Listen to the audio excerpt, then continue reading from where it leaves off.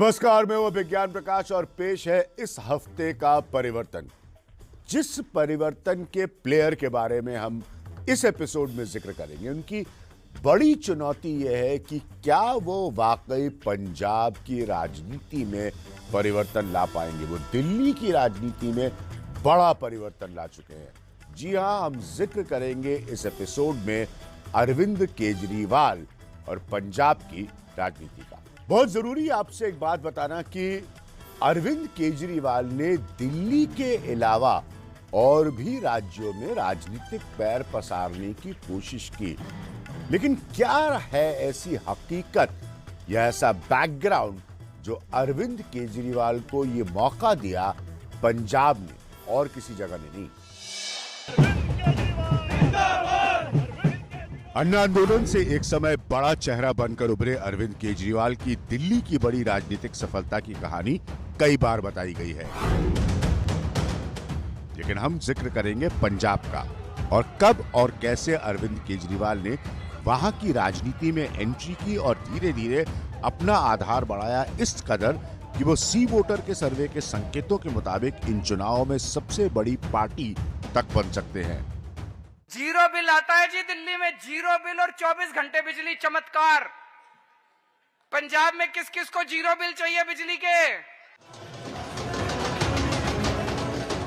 दरअसल पंजाब पर केजरीवाल के आए फोकस को समझना बहुत जरूरी है। ये 2014 के लोकसभा चुनाव के बाद आया। हालांकि 2015 में दिल्ली में फिर बड़ी जीत के बाद केजरीवाल और कई जगह पर चुनाव लड़े, लेकिन कोई खास सफलता उनको नहीं मिल पाई। मुश्किलें राजनीतिक तौर पर बहुत थी अरविंद केजरीवाल के लिए पंजाब में, और उसका सबसे बड़ा कारण था वो दिल्ली का चेहरा थे, अपनी पार्टी का इकलौता बड़ा चेहरा थे और मूलतः हरियाणा के रहने वाले थे और पंजाब से उनका कोई लेना देना नहीं था। दूसरी बड़ी दिक्कत थी कि नई पार्टी होने की वजह से उनके पास वहां के कई चेहरों की लंबी कतार नहीं थी जो अपने अपने इलाकों में असर रखते हों। इसलिए उन्होंने पंजाबी लोगों को दिल्ली से प्रभारी बनाकर भेजा। दूसरी पार्टी के जनाधार वाले नेताओं को भी साथ लाए और सिख विरोधी दंगों की कानूनी लड़ाई लड़ने वाले एसएस फुल्का जैसे चर्चित चेहरों को साथ लाए। हालांकि 2019 लोकसभा चुनाव से पहले कांग्रेस से गठबंधन की चर्चा के बीच फुल्का ने आप से इस्तीफा दे दिया। ये केजरीवाल के लिए बड़ा झटका था, क्योंकि कुछ चेहरे थे लेकिन पार्टी का संगठन नहीं था, और शायद यही वजह थी कि 2017 की तुलना में 2019 के लोकसभा में आपका वोट प्रतिशत 17% घट गया पंजाब में। लेकिन इन सब बड़े उतार चढ़ाव के बीच एक बड़े राज्य में पैर जमाने की कोशिशों के बीच आम आदमी पार्टी ने जो भी सत्ता में था उसके खिलाफ मुद्दे उठाए और कस के। बादल सरकार जब थी तब उनके खिलाफ ड्रग्स से लेकर माफिया तक की पकड़ का मुद्दा उठाया, खासतौर पर बादल सरकार के मंत्रियों के खिलाफ, और फिर वो सिलसिला जारी रहा कैप्टन अमरिंदर सिंह की भी सरकार के खिलाफ। उन्होंने 111 दिन के अंदर ही इतना कमाल करके दिखा दिया, इतना करप्शन किया, इतना करप्शन किया है। बहुत अनफॉर्चुनेट है, लोग देख रहे हैं। भारत माता की। अपने जाने पहचाने चेहरों को भी बड़े नेताओं के खिलाफ चुनाव लड़वाया, जैसे भगवंत मान को सुखबीर बादल के खिलाफ चुनाव लड़वाया। और फिर झड़ी शुरू हुई लोक लुभावने वादों की, खासतौर पर ड्रग्स की समस्या पर केंद्रित 1 महीने में नशे का कारोबार खत्म करने का दावा, 6 महीने में नशे की लत के युवाओं का पुनर्वास, युवाओं के लिए 25 लाख नौकरियां, ड्रग्स माफिया को आजीवन उम्र कैद, और पंचायत और स्थानीय निकाय चुनावों में सभी उम्मीदवारों को नशा नहीं करने का हलफनामा देना होगा। एक एक इंच बॉर्डर का हम सुरक्षा करेंगे ताकि वहां से कोई आतंकवादी ना आ सके, और नशे का 1 ग्राम भी वहां से पाकिस्तान से इधर नहीं आने देंगे। कुल मिलाकर पार्टी अपना माहौल लगातार बनाती रही एक विकल्प के तौर पर पंजाब की राजनीति में, और उसको ये मौका मिल सकता है इन चुनाव में जिसके बारे में कुछ साल पहले किसी ने सोचा भी नहीं था। तो सबसे पहले देखते हैं कि अरविंद केजरीवाल की इन चुनावों में पंजाब में ताकत क्या है। पहला पॉइंट ये है कि सी वोटर के संकेतों के हिसाब से ये सबसे बड़ी पार्टी बन सकती है इनकी, अरविंद केजरीवाल की। दूसरा पॉइंट ये है कि दिल्ली में हुए काम को गिनाने की ये लगातार वहां कोशिश कर रहे हैं, क्योंकि दिल्ली में ये 2 बार सत्ता में काबिज हो चुके हैं, सत्ता में आ चुके हैं। तीसरा पॉइंट ये है कि 5 साल, और ये इंपॉर्टेंट है कि 5 साल ये मुख्य विपक्षी पार्टी की तरह वहां एक्टिव रहे, सक्रिय रहे। चौथा पॉइंट है, स्वाभाविक है कि कांग्रेस के भयंकर अंतर्कलह सिद्धू वर्सेस अमरिंदर का इनको फायदा मिल रहा है। तो हम बातचीत करेंगे इस मसले पर कि अरविंद केजरीवाल के लिए क्या बदला है या बदल रहा है जिससे वो परिवर्तन ला सकते हैं पंजाब की राजनीति में।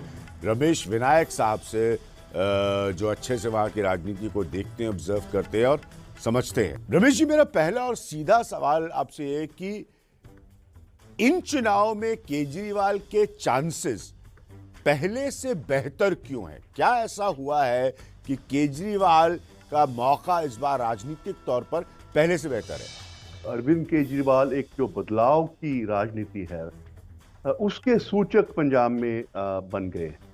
वो एक तरह से जो ट्रेडिशनल पार्टीज हैं पंजाब की, जो रवायती पार्टीज हैं, चाहे वो श्रोमणी अकाली दल है या कांग्रेस है, उससे वो हट के राजनीति कर रहे हैं। और उनको पंजाब के लोगों की मूड का भी पता है कि पंजाब के लोग बदलाव चाहते हैं। और पिछले कुछ सालों में केजरीवाल ने अपने आप को दिल्ली मॉडल के बेसिस पर पंजाब में सेल करने की कोशिश की है। उन्होंने वहाँ का जो गवर्नेंस मॉडल है उसको पंजाब में पेश किया है और कहा कि जैसे हमने दिल्ली में खास करके हेल्थ एजुकेशन में बड़ी तब्दीलियां उन्होंने वहाँ पर लाई, उसी तब्दीली को वो पंजाब में एक तरह से सेल करने की कोशिश कर रहे हैं। लेकिन 2019 में, मतलब जो बड़ी बात है, 17 के मुकाबले 2019 में 17% वोट घट जाता है अरविंद केजरीवाल का। तो 19 से लेकर अब तक तकरीबन 3 सालों के समय में रमेश ऐसा क्या बदला है? एक बात जो बहुत क्लियर है कि आम आदमी पार्टी ने एज ऑपोजिशन पार्टी बहुत इफेक्टिव रोल पंजाब में अदा किया। हर एक मुद्दे पे उन्होंने राजनीति की, हर एक मुद्दे को उन्होंने उभारा। और जो कांग्रेस सरकार थी, पहले कैप्टन अमरिंदर सिंह की, बाद में चरण सिंह चन्नी मुख्यमंत्री बने, तो आम आदमी पार्टी एक बहुत वोकल ऑपोजिशन पंजाब में रही है और उन्होंने जमीन से जुड़कर राजनीति पंजाब में की है। उनके लेकिन जो वो फेस दे रहे हैं भगवंत मान का, बहुत लोग कहते हैं कि वो केजरीवाल स्वाभाविक नहीं है, पॉलिटिकल मैच्योरिटी नहीं है, परिपक्वता नहीं है, उनके आदत स्वभाव को लेकर विपक्ष उन पर प्रहार कर चुका है। तो वो जो ग्राविटास चाहिए, जो गरिमा चाहिए आपको एक बड़ा चेहरा मुख्यमंत्री के तौर पर होने के लिए, वो भगवंत मान नहीं है। देखिए, मैं इस पे ये कहूँगा कि भगवंत मान का जो रूरल पंजाब है, खास करके जो किसानी है पंजाब में, उस पे उनकी काफ़ी पकड़ है। पंजाब का जो अर्बन एरिया है उसमें लेकर उनके बारे में कुछ शंका है कि लोगों को अभी भी उनका शायद वो जो स्टाइल है या उनकी जो मैच्योरिटी है उस पे वो शायद अभी उनको कमी नज़र आती है। लेकिन कुल मिला के मैं समझता हूँ कि भगवंत मान एक बड़े आर्टिकुलेट, वोकल, और बड़ी बात अभिज्ञान जी ये है कि उनके ऊपर कोई छींटाकशी नहीं हुई है, उनके ऊपर कोई एलिगेशन नहीं लगे हैं, अभी उनका दामन साफ है। तो पुराने अतीत को हमने समझा राजनीतिक हिसाब के हिसाब से, अतीत से बहुत कोई पुरानी पार्टी नहीं है आम आदमी पार्टी, लेकिन इस बार की भी चुनौतियां इन चुनाव की बड़ी हैं, क्योंकि 2019 में स्थिति बिगड़ी थी आम आदमी पार्टी के लिए पंजाब। इस बात में कोई शक नहीं है कि राजनीतिक तौर पर पंजाब की राजनीति में बादल के कमजोर पड़ जाने पर और कांग्रेस में अमरिंदर और सिद्धू के झगड़े की वजह से अपनी जगह बनाने और बढ़ाने में अरविंद केजरीवाल और उनकी आम आदमी पार्टी को फायदा मिला है। ये वो पार्टी है जो 2017 से 2019 में वोट प्रतिशत में काफी घट गई, लेकिन अगर सी वोटर के मौजूदा चुनाव के लिए संकेतों को माने तो वो सबसे बड़ी पार्टी बन सकती है।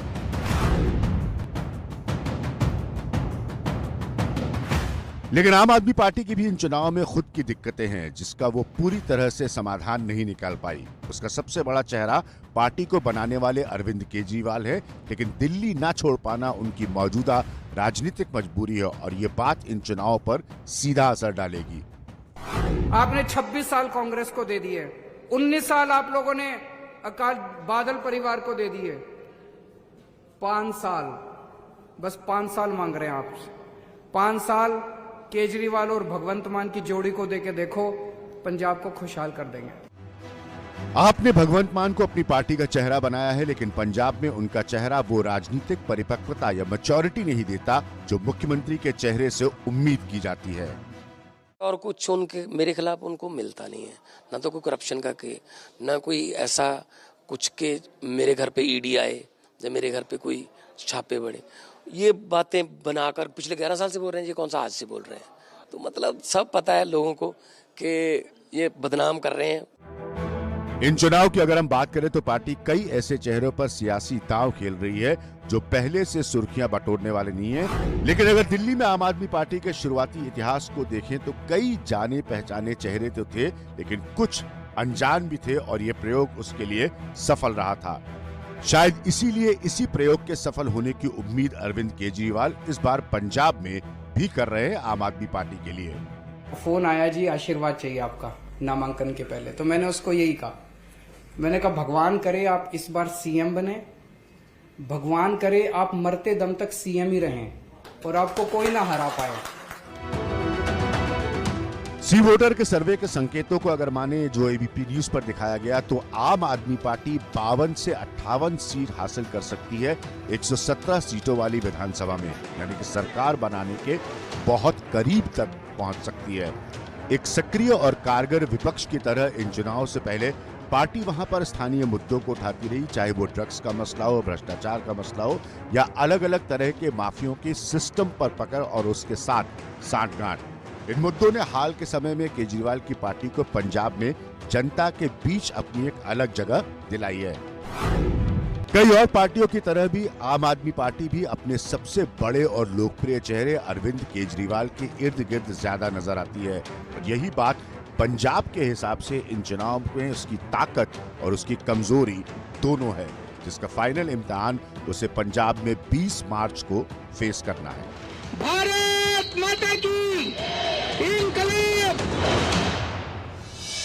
तो यहाँ पर यह भी देखना बहुत जरूरी है कि अरविंद केजरीवाल और आम आदमी पार्टी की कमजोरियां क्या हैं। पिछले 8 सालों में पंजाब की राजनीति में बड़े नेता, जिसे आप कहते हैं ना कद्दावर नेता, वो नहीं तैयार करवा पाए अरविंद केजरीवाल पंजाब में। दूसरा पॉइंट है, अभी भी एक हिस्से में बाहर की पार्टी की छवि है, क्योंकि दिल्ली की पार्टी है, पंजाब की पार्टी नहीं बन पाए। तो ये दूसरा पॉइंट है। तीसरा पॉइंट है, आपके सीएम प्रत्याशी भगवंत मान की जो इमेज है वो मैच्योर लीडर की इमेज नहीं है, परिपक्व नेता की इमेज नहीं है। और चौथा पॉइंट है जो बार बार मैं दोहरा रहा हूं कि वो 2017 की तस्वीर अगर देखें तो 19 आते आते 17% के करीब वोट घटा है। हालांकि उम्मीद ये की जा रही कि इस बार वो बेहतर करेंगे। तो ये कमजोरियां है अरविंद केजरीवाल की पंजाब में। 3 पॉइंट्स में अगर मैं आपसे पूछूं तो आपके हिसाब से अरविंद केजरीवाल की चुनौतियां क्या हैं? कुछ तो दिक्कतें हैं उनके लिए इस इलेक्शंस में, चुनौतियां क्या हैं 3 सबसे बड़ी आपके हिसाब से? उनके पास जो एक ऑर्गेनाइजेशनल स्ट्रक्चर होता है वो इतना स्ट्रांग उनका नहीं है। हालांकि उन्होंने कोशिश की है कि सारे पंजाब में उनके गांव स्तर पर या मोहल्ला स्तर पर उनका कार्य बने, लेकिन उनमें उनको पूरी कामयाबी नहीं मिली है। अभी भी जो आम आदमी पार्टी है वो पंजाब के मालवा एरिया में ही उनका एक तरह से स्ट्रांग होल्ड है या उनका प्रभाव सीमित है। एक तो बात ये है। दूसरी बात ये है कि अभी भी एक बड़ा प्रभाव है कि आम आदमी पार्टी को दिल्ली से कंट्रोल किया जाता है और केजरीवाल पार्टी को वहीं से कंट्रोल करते हैं। जो पंजाब की लीडरशिप है आम आदमी पार्टी की, वो उनके पास उतनी ऑटोनॉमी नहीं है। और तीसरी बात कि वो पंजाब में भगवंत मान के बाद कोई उनके पास कोई बड़ा लीडर भी नहीं है। वो एक तरह से एक जो नई पौध होती है लीडरशिप की, उसको वो नहीं ग्रूम कर पाए पंजाब में। उनके पास बड़े लिमिटेड फेसेस हैं। सो इसीलिए वो सिर्फ ब्रांड केजरीवाल पर ही ज़्यादा डिपेंडेंट हैं अपने इलेक्शन चांसेस के। तो ये था परिवर्तन के इस एपिसोड में अरविंद केजरीवाल और पंजाब की राजनीति का जिक्र। बड़ी चुनौती है अरविंद केजरीवाल के लिए कि वो वाकई पंजाब की सियासत में परिवर्तन लेकर आए। इसी तरह से हर एपिसोड में हम परिवर्तन कौन ला सकता है, उसका असली प्लेयर कौन बन सकता है, इसका जिक्र करते आए हैं और करते रहेंगे। फिलहाल मेरी ओर से नमस्कार।